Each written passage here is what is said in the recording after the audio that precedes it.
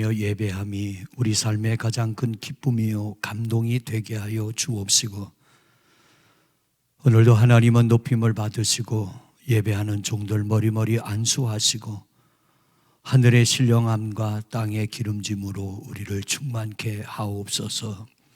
예수 그리스도 이름으로 기원하옵나이다.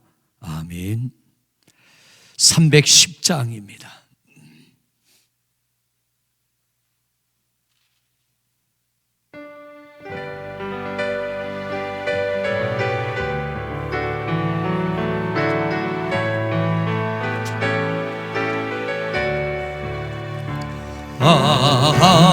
하나님의 은혜로 있을 데 없는 자 왜 구속하여 주는지 난 알 수 없도다.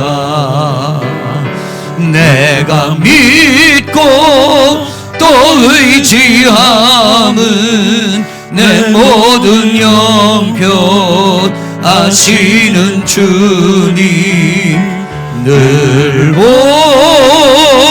보해 주실 것을 나는 확실히 아네. 왜 내게 굳센 믿음과 또 복음 주셔서 내 마음이 항상 편한지 난 알 수 없도다. 내가 믿고 또 의지함은 내 모든 형편 아시는 주님 늘 보해 주실 것을 나는 확실히 아네. 왜 내게 금령 주셔서 내 마음 감동해 주 예수 믿게 하는지 난 알 수 없도다. 내가 믿고 또 의지함은 내 모든 형편 아시는 주님 늘 보해 주실 것을 나는 확실히 아네. 주 언제 강림하실지 혹밤에 혹낮에 또 주님 만날 그곳도 난 알 수 없도다.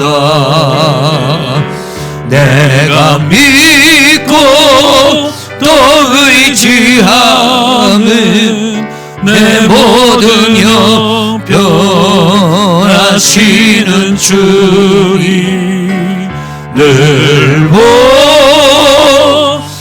주실 것을 나는 확실히 아네. 408장입니다.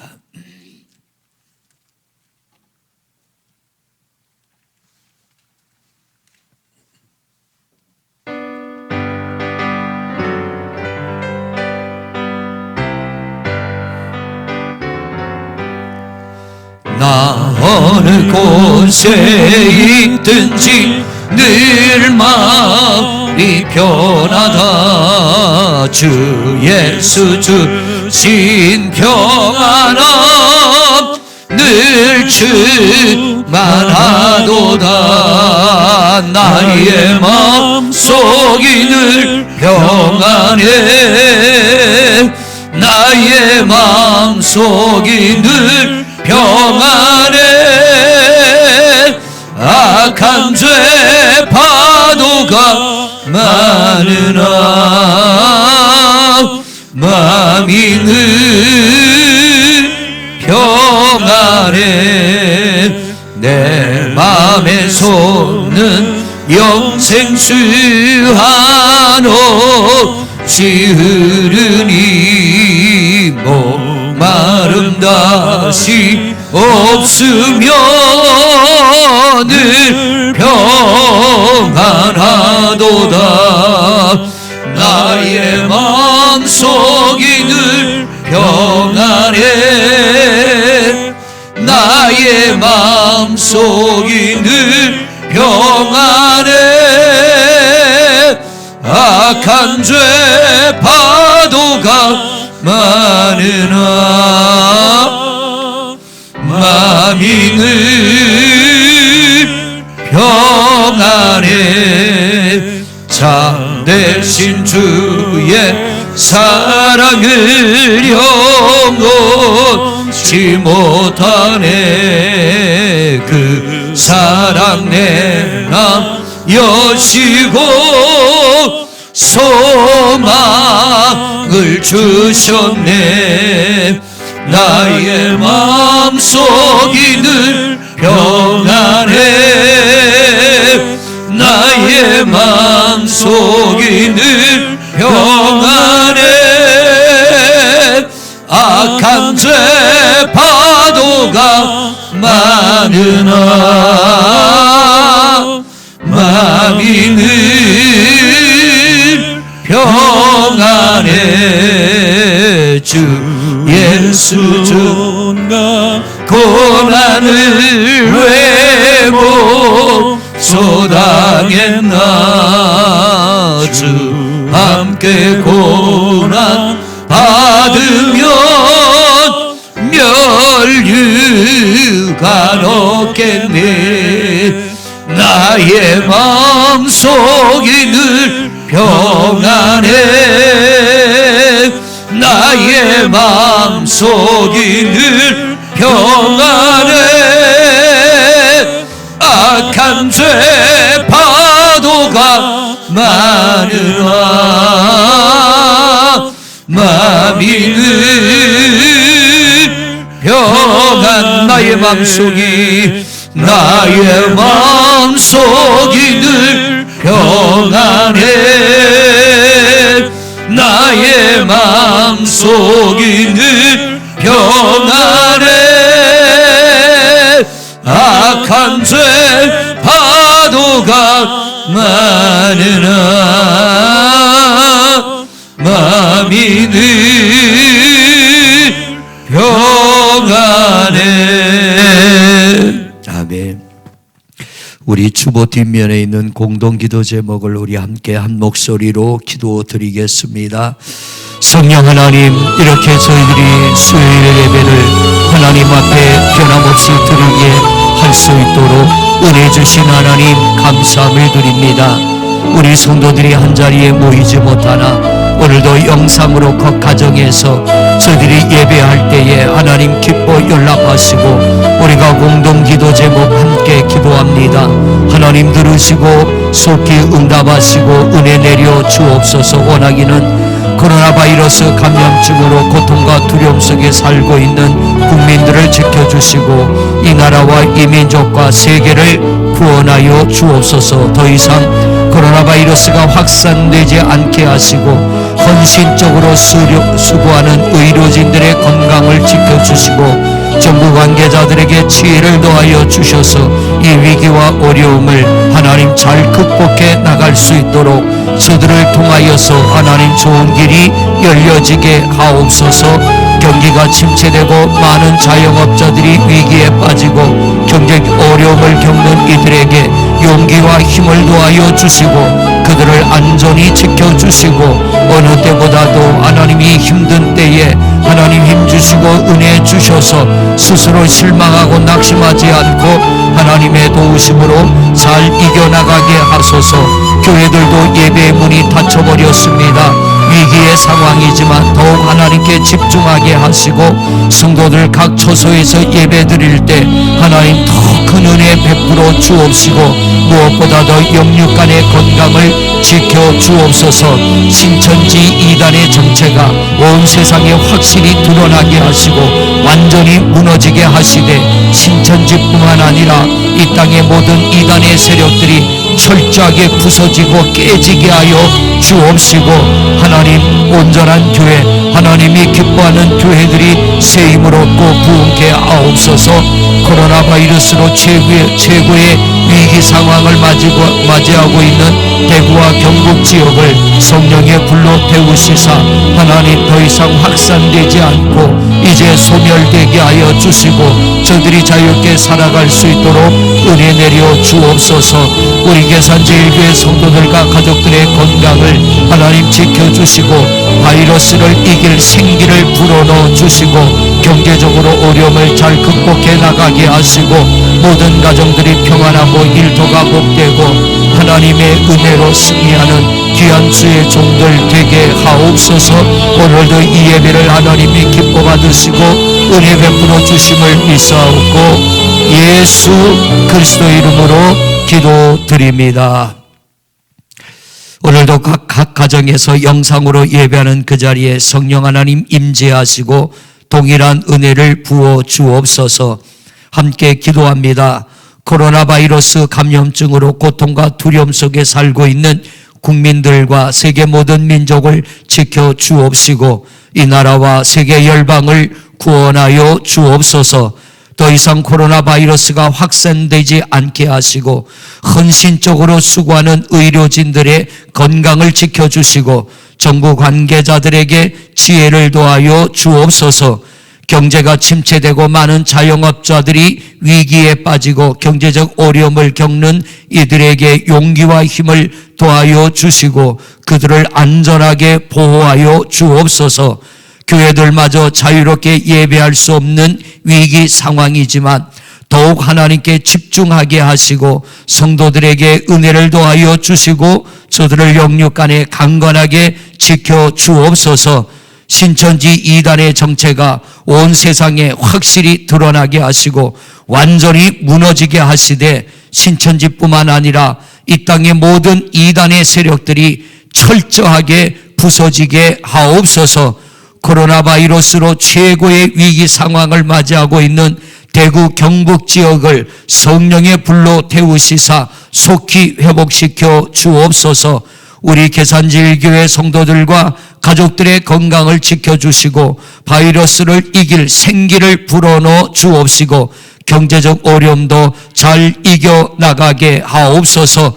오늘도 성령 하나님 이 예배를 기뻐 받으시되 주님 앞에 귀한 예물을 올려드립니다. 성전 사랑 헌금과 감사의 예물과 선교 예물과 10의 1조의 예물을 드립니다. 어려운 때에도 믿음을 지키려고 안간히 힘을 쓰며 최선을 다하는 우리 권사님 강하게 붙잡아 주옵시고 영혼이 강건하고 믿음이 건강하고 자손들이 복되게 하여 주옵시고 하루하루 살아가는 삶이 하나님의 은혜로 영육이 강건하고 물질이 마르지 않게 하여 주옵시고 때를 따라 채우시는 하나님의 은혜로 부요와 풍요함을 누리게 하옵소서. 이한 예물을 기뻐 연락하시고 우리의 예배를 주님 기쁨으로 받아 주옵시고 하늘문 활짝 열어주시고 하늘의 신령한 복으로 땅의 기름진 복으로 눌러 흔들어 넘치도록 충만하게 하옵소서.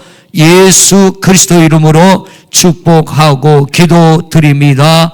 아멘.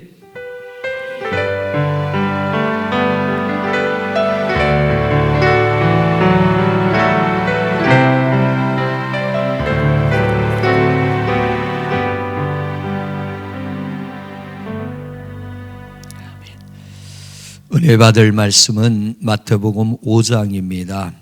1절로부터 7절까지 말씀을 보십니다.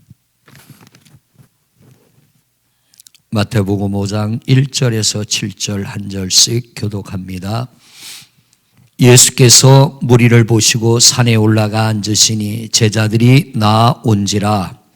입을 열어 가르쳐 이르시되 심령이 가난한 자는 복이 있나니 천국이 그들의 것이며 애통하는 자는 복이 있나니 그들이 위로를 받을 것이며 온유한 자는 복이 있나니 그들이 땅을 기업으로 받을 것이며 의에 줄이고 목마른 자는 복이 있나니 그들이 배부를 것이며 같이 봅니다. 긍휼히 여기는 자는 복이 있나니 그들이 긍휼히 여김을 받을 것이며 아멘. 오늘도 영상으로 예배하는 성도님들의 가정에 주님의 은혜가 충만히 임하시기를 기원하고 우리 모두가 함께 모여 예배하는 그날이 속히 오기를 기도하며 축복합니다. 여러분 모두를 사랑합니다. 제가 어릴 때입니다. 집에 가끔 손님들이 오시면 지금은 그런 과자가 있나 몰라요. 종합 선물 세트라고 하는 것. 어쩌다가 손님들이 한번 사오시면 그거 하나면 일주일 정도가 너무 행복했습니다.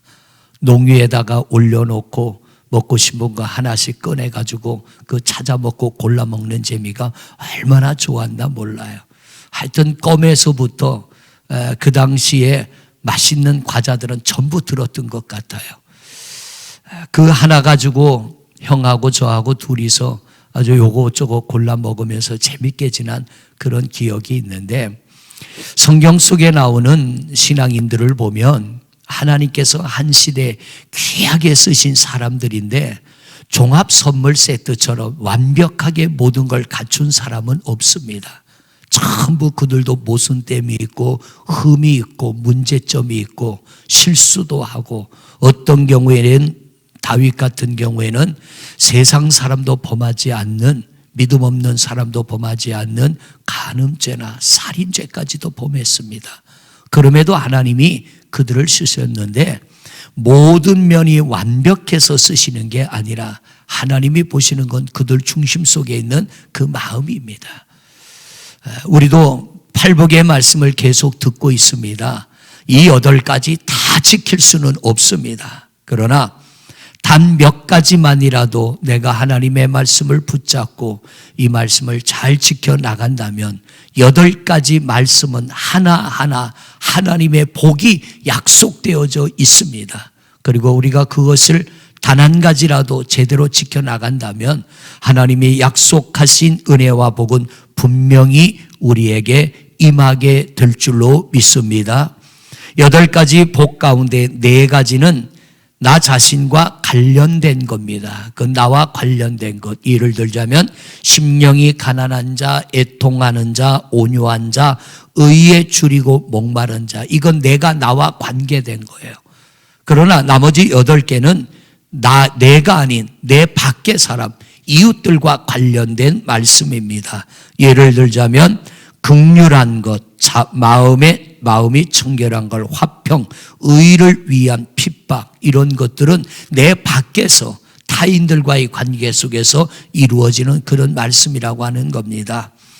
기독교인의 신앙은 자신의 심령의 상태도 중요하고 이웃에 대한 태도도 중요하다라고 하는 겁니다. 그냥 내가 나 하나만 충실한 게 아니라 이웃과의 관계, 살아가는 삶의 자세, 태도는 하나님께서 눈여겨보시고요. 거기에 대해서도 하나님은 분명히 복 주실 것을 약속하고 계십니다.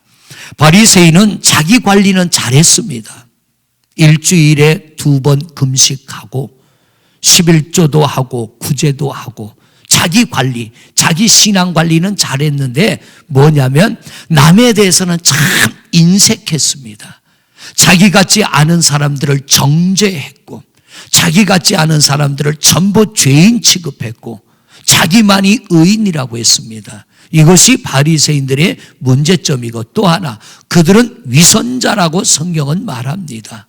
너희들은 하나님의 법을 지키는 것이 거룩함의 목적이 있지 않고 그 하나님의 법을 지킴으로 얻어지는 그것에 대하여 집중하고 그것을 그들은 자랑으로 삼고 그것으로 얻어지는 혜택으로 만족을 얻었다는 거죠. 적어도 우리는 그런 신앙인이 아니라 우리는 좀 더 차원 있는, 수준 있는 그런 신앙생활하는 성도들 되시기를 바랍니다. 오늘은 긍휼에 관한 말씀으로 은혜를 나누기를 원합니다. 긍휼이라고 하는 것은 하말이라고 합니다. 불쌍히 여긴다는 거죠. 하나님이 우리를 불쌍히 여기듯 우리도 이웃을, 특별히 요즘같이 어려울 때에 어려움을 당한 이들을 긍휼히 여기는 마음이 우리 안에 있어야 되는데, 이 긍휼이라고 하는 것은요, 불쌍히 여길 만한 가치가 있는 사람들에 대해서는 당연히 긍휼히 여겨야죠. 그게 뭐냐면 내 가족이나 나와 관계가 깊은 사람들, 그들이 어렵고 힘든 일을 당하면 긍휼히 여기는 마음은 당연한 것이지만, 오늘 여기서 말하는 긍휼은요, 나와는 관계가 전혀 없는 이들, 일면식도 없는 이들, 그들에 대해서도 긍휼한 마음을 가지라는 겁니다.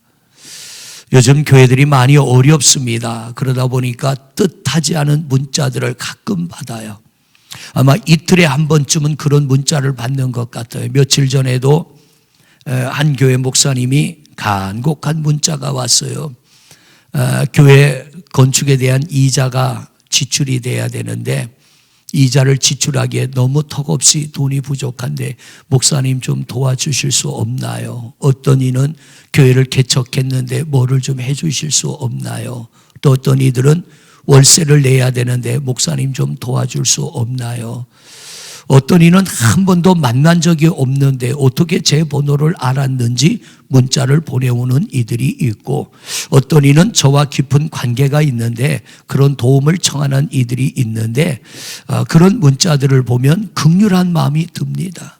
긍휼한 마음이 드는데, 어떤 거는 제 힘으로는 돕기에는 너무 제가 힘이 부족한 것을 발견하기도 하는데, 어쨌든 이 긍휼이라고 하는 것은 불쌍하게 여길 만한 가치가 없는 이들에게도 불쌍히 여기는 마음을 갖고 그 긍휼함의 은혜를 베푸는 것, 그냥 마음만 갖는 것도 중요한데, 오늘 성경이 말하는 것은 뭐냐면 긍휼히 여기는 자라고 하는 것은 마음으로 긍휼히 여긴다고 하는 의미도 포함되지만 더 구체적인 의미는 뭐냐면 구체적으로 긍휼을 베풀라는 거예요. 그냥 마음으로만 아예 안 됐습니다, 이게 아니라 내가 뭔가 어려움과 곤경에 처한 이들에게 긍휼함의 액션을 나타내라고 하는 겁니다. 구체적으로 뭔가 그들에게 도움을 주라고 하는 것입니다.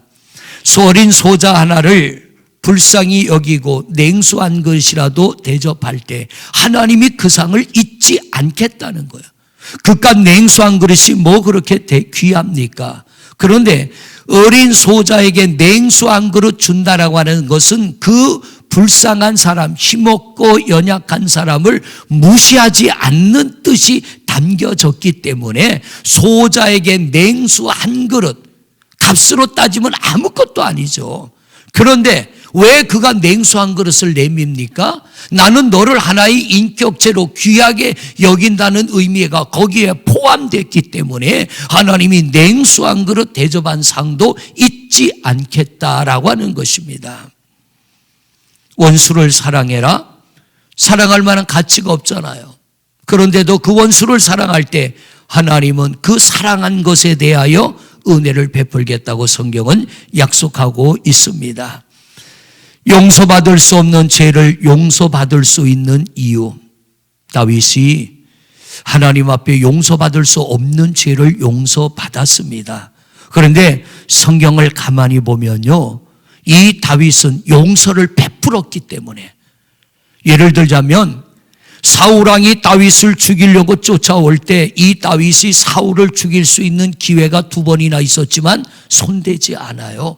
용서를 베푼 사람입니다. 하나님이 그것 기억하고 계시다가 다윗이 죄를 짓고 위기에 빠졌을 때 그가 하나님 앞에 용서를 구할 때 하나님이 그에게 용서의 은혜를 베풀어 주시는 거예요. 시므이 돌팔매질을 하며 저주하며 쫓아오잖아요. 가거라 가거라, 피 피를 흘린 자여 가거라. 왕의 뒤를 쫓아오며 돌팔매질하는 시므이를 다윗은 어떡합니까? 가만히 둬라. 하나님이 저에게 시켜서 나더러 하라고 하는 건데 왜 너희가 나서서 말리느냐? 이 다윗에게는 이런 모습이 있습니다. 얼마든지 다윗이 시므이를 죽일 수 있는 힘이 있지만 다윗은 손대지 않아요. 그러기에 하나님이 이 다윗이 간음죄를 범해도 살인죄를 범해도 용서를 구할 때 하나님이 그에게 용서의 은혜를 베푸시는 겁니다. 우리의 신앙생활 울더라도 씨를 뿌리는 것은 헛되지 않습니다. 반드시 때가 되면 하나님이 10배, 100배의 은혜로 갚아주실 줄로 믿습니다. 그러므로 우리가 하나님 앞에 계속적인 은혜를 입기 위해서 우리가 하나님을 아버지라 부르는 것은 우리가 잘나서가 아니에요. 하나님의 긍휼의 은혜가 우리를 죄 가운데서 구원하여 주시고 자녀 삼아 주셨고 하나님은 우리를 향하여 나는 너의 아버지야. 너는 나의 자녀야. 이게 긍휼함의 은혜입니다. 행위로 본다면 하나님을 아버지라 부를 수 없습니다. 우리가 그 위대하신 하나님의 자녀가 될 수 없습니다.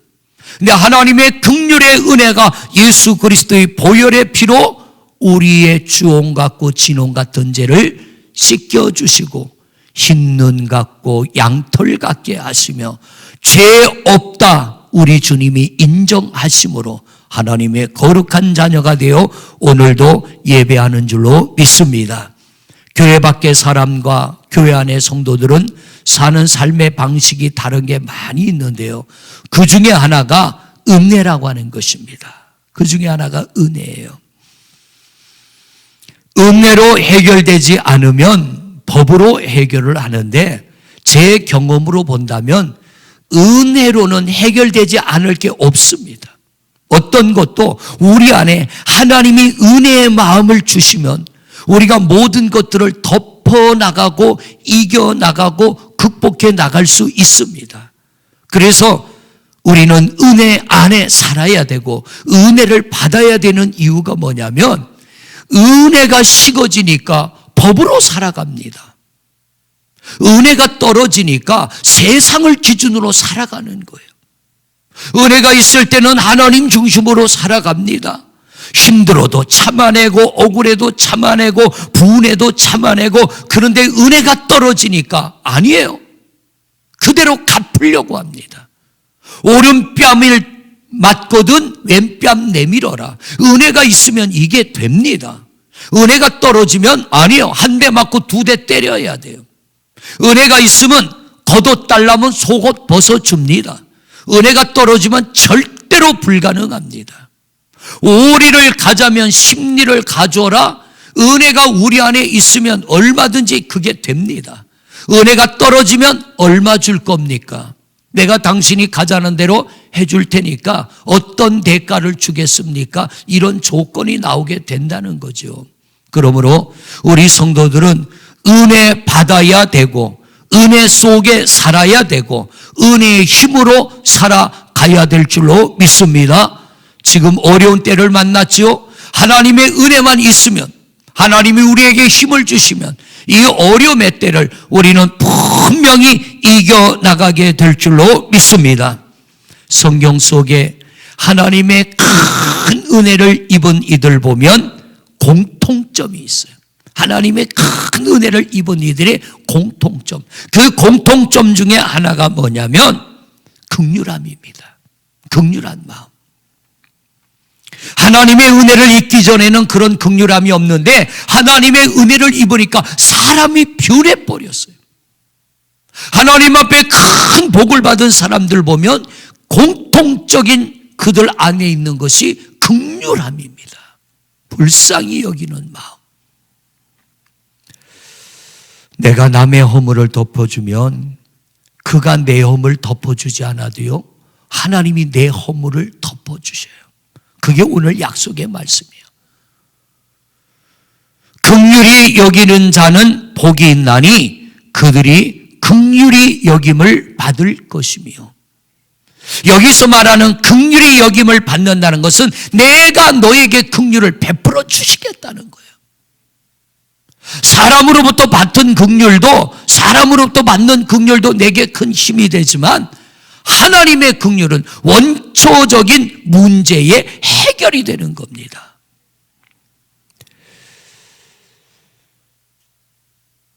사람에게 긍휼을 베풀지만 꼭 그 사람에게서 내가 베푼 긍휼이 돌아오지 않아요. 어떨 때는 기억도 못하는 사람들이 있습니다. 어제는 제가 전에 있던 교회 권사님 한 분이 수술을 하시기 전에 병원에 입원하면서 전화가 왔더라고요. 목사님, 기도가 필요합니다. 저를 위해 기도 좀 해주세요. 전화로 한참 기도를 해줬어요. 2주 전으로 기억합니다.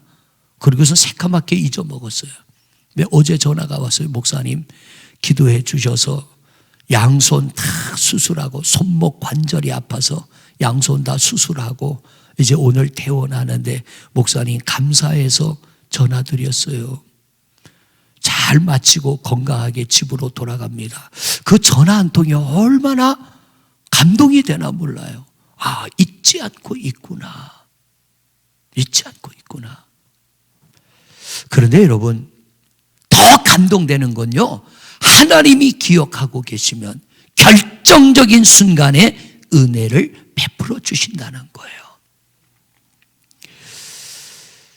코로나 바이러스로 인해서 예배를 못할 뿐만 아니라 경제적으로도 굉장히 어렵습니다. 지금 어느 때보다도 교회들이 많이 어렵더라고요. 교회들이 많이 어렵고 많은 힘든 시간들을 지나가는데 특히 비전 교회들이 보면 지금 많이 어렵습니다.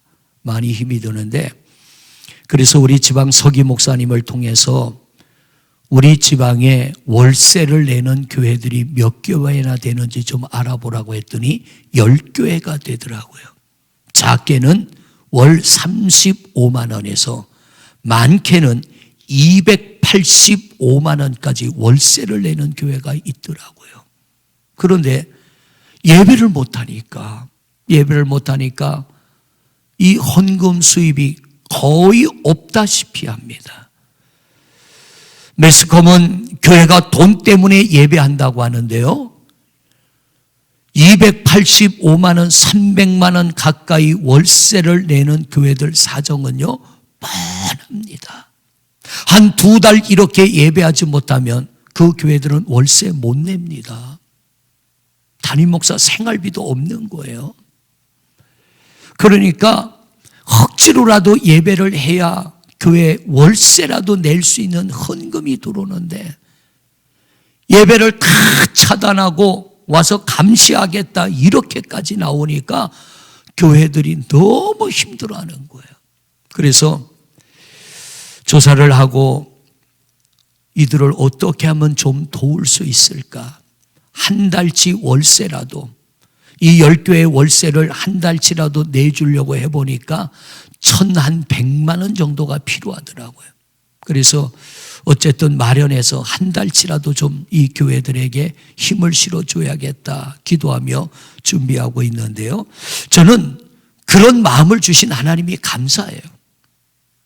그냥 그 교회는 개교의 사정이니까 알아서들 해결하시오 이렇게 할 수 있지만 이 어려움의 때에 그들을 기억나게 하시고 뭔가 그들을 도울 수 있는 방법을 찾고 그것 때문에 고민하게 하신 하나님의 은혜가 감사한 거예요. 이게 하나님의 은혜라는 거예요. 은혜. 그리고 그 감동의 마음을 따라갈 때에 하나님께서 어려운 교회들 조금이라도 힘이 된다면 그들이 이 어려움을 이겨나가게 될 것이고, 또 하나 제가 갖는 기대감이 있다면 그렇게 애쓸 때 하나님이 뭔가 제게 은혜 주시지 않을까. 이 월세를 한 달치라도 내어주려고 지난주 임원회 때 우리가 한번 그렇게 해보자고 했는데 엊그제 한 교회가 전화가 왔어요. 목사님, 이번 주일에 들어온 헌금을 그 월세 내는 교회들을 위해서 쓰고 싶은데 그 일을 진행을 하실 겁니까? 라고 묻길래 할 겁니다. 그러면 거기에다가 내겠고요. 만약 감리사님이 하지 않으면 교회 독자적으로 하겠습니다. 그러길래 아니요. 이건 우리가 해야 될 일입니다. 전부 교회들이 어렵고 어떤 교회는 헌금이 10분의 1로 줄었다고 합니다. 교회 운영조차 안 되는 거예요. 그런데 남아서 돕는 거는 돕는 게 아니죠. 어렵지만 내 쓸 것을 줄이고 쪼개고 나눠서 돕고 서로 협력하여 나갈 때 하나님이 더 기뻐하실 줄로 믿습니다. 누가복음 10장 25절부터 말씀을 보면 선한 사마리아인의 이야기가 나옵니다. 비유의 말씀이에요. 예수님 비유의 말씀. 누가 내 이웃이겠냐고 묻는 자에게 대한 예수님의 대답입니다. 우리는 당신은 나의 친구입니다. 당신은 나의 이웃입니다. 이게 말로만 되는 게 아니라 열매를 보면 나무를 안다고 했습니다. 정말 그가 내 이웃이고 내 친구면, 내 가족이라면 그들이 어려움을 당할 때 못 본 척하는 건 이웃이 아니라는 거예요. 예수님이 그걸 가르쳐 주려고 비유로 말씀하신 게 선한 사마리아인의 비유입니다. 한 사람이 길을 가다가 강도를 만났는데 이 강도가 그 사람이 가진 것 뺏어가려고 때리고 죽지 않을 정도로 때리고 그가 가진 것을 뺏어갔어요. 제사장이 지나가다가 강도들에게 맞아 겁안 죽게 된 사람을 보고 겁을 내며 얼른 피해갑니다. 왜? 나도 화를 입을까 봐. 레위인도 지나가다가 강도 만난 자를 보고 황급히 도망가 버립니다.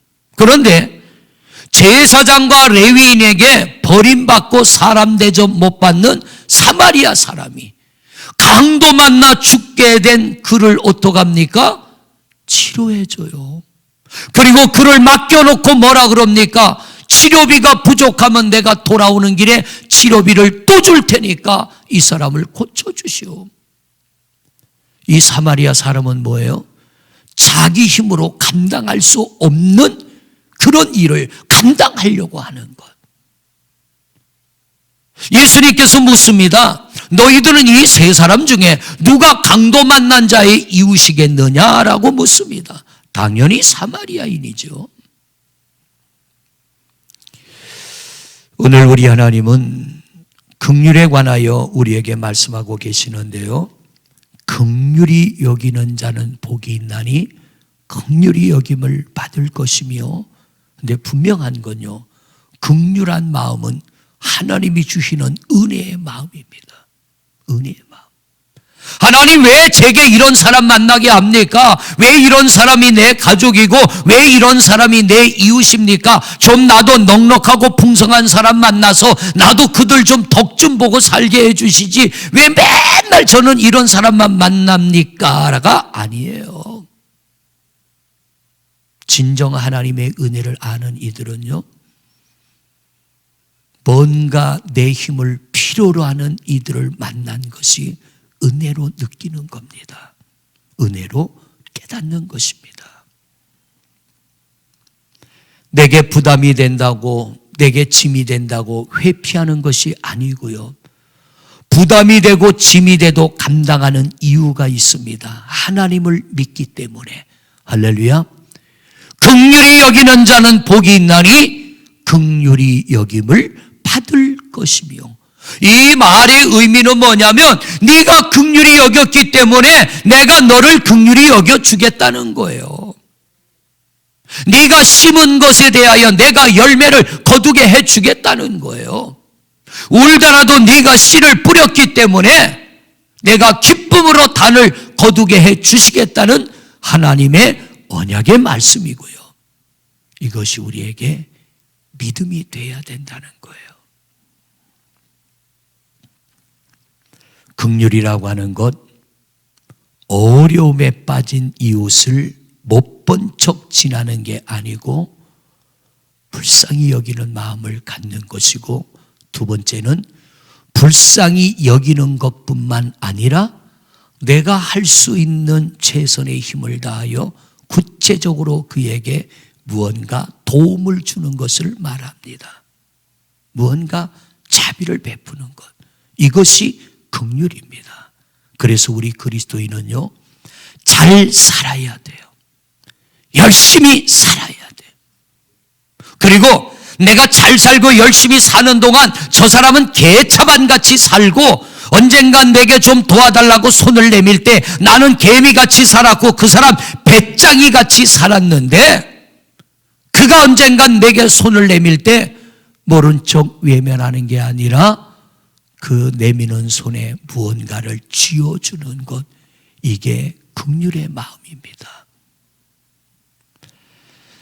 사랑하는 성도 여러분, 오늘 말씀을 정리하려고 합니다. 어려움에 빠진 이웃을 불쌍히 여기는 것, 긍휼의 마음이고요.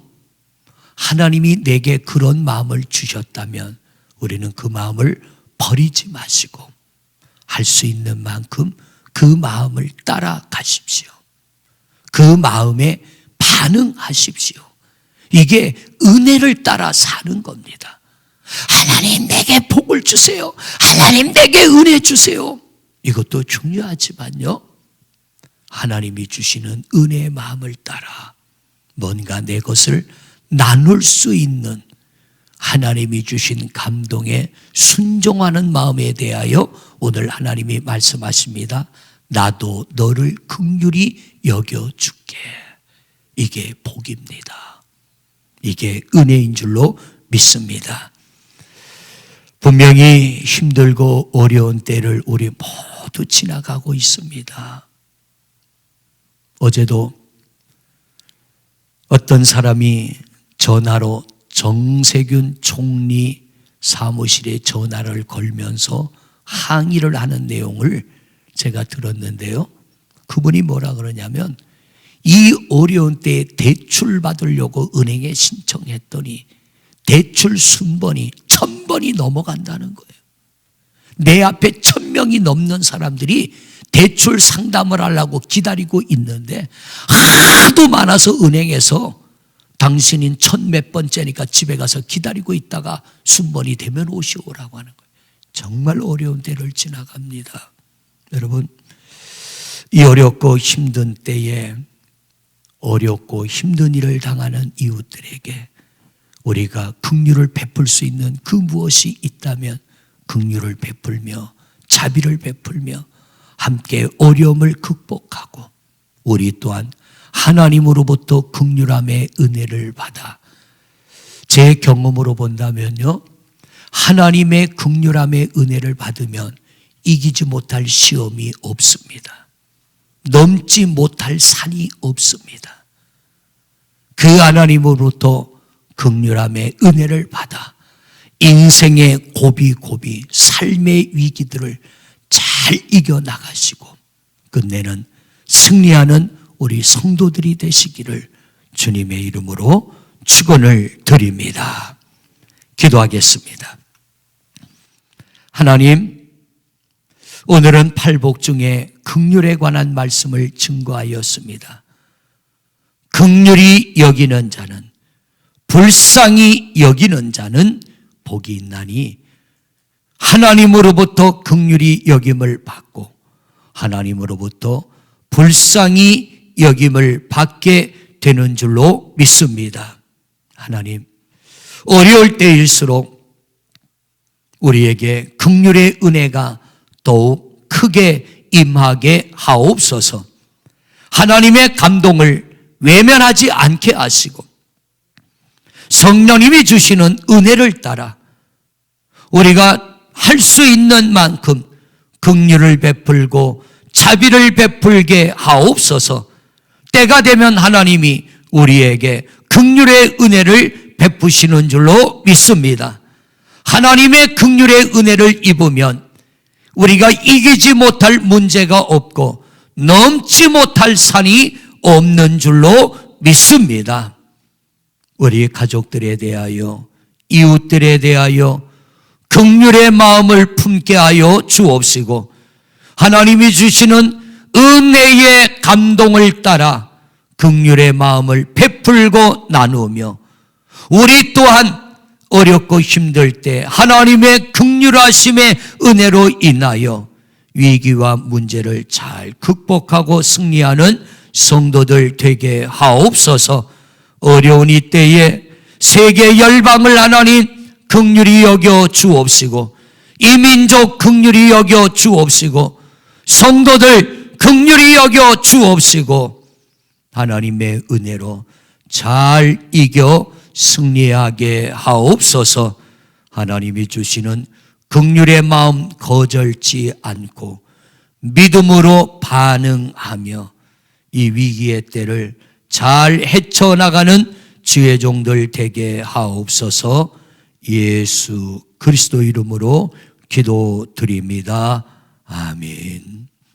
이제는 우리를 죄악에서 구원하여 주신 우리 주 예수 그리스도의 은혜와 하나님 아버지의 무한하신 사랑하심과 성부, 성자, 성령 하나님의 교통하심과 역사하심이 긍휼히 여기는 자는 긍휼히 여김을 받을 것이며 은혜대로 살기로 다짐하는 성도들 위해 하나님의 긍휼함의 은혜와 축복이 이제로부터 영원토록 함께 하시옵기를 간절히 축원하옵나이다. 아멘.